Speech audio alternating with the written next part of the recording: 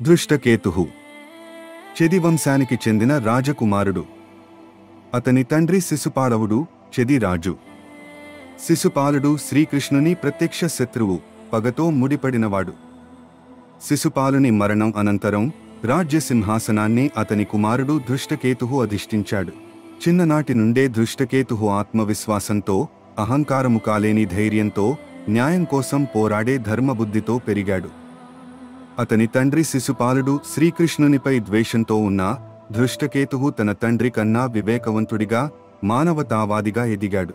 అతను విపరీతమైన రణగతులు, ధనుర్వేదం, శాస్త్రవిద్యలలో నిపుణుడు.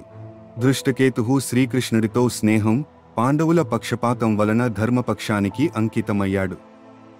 అతను పాండవులకు సహాయంగా పనిచేశాడు, ముఖ్యంగా పాండవులు అజ్ఞాతవాసంలో ఉన్నప్పుడు కూడా. పాండవుల పక్షంలో యుద్ధంలో పాల్గొన్న దశరథులలో 9 దళాధిపతుల్లో ఒకడు. అతని సైన్యం కూడా మహాభారత యుద్ధంలో పాండవుల తరపున పోరాడింది.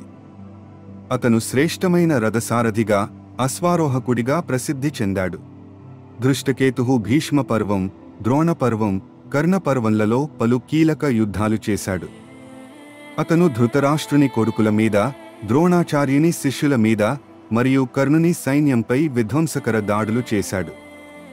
ద్రౌపది అవమానానికి ప్రతిగా కౌరవులపై కరుణ లేకుండా పోరాడాడు. మహాభారత యుద్ధం ముగిసిన తర్వాత రాత్రివేళలో అశ్వత్థాముడు, కృతవర్ముడు, కృపాచార్యుడు కలిసి పాండవుల శిబిరంపై దాడి చేశారు. ఈ దుష్టదాడిలో నిద్రలో ఉన్న పాండవుల కుమారులు మరియు అనేక మహాయోధులు మృతి చెందారు. ఆ యుద్ధంలో దృష్టకేతుః చివరి వరకు పోరాడి ధైర్యంగా మోకాళ్లబద్ధం కానిదే అశ్వత్థాముని చేతిలో మరణించాడు.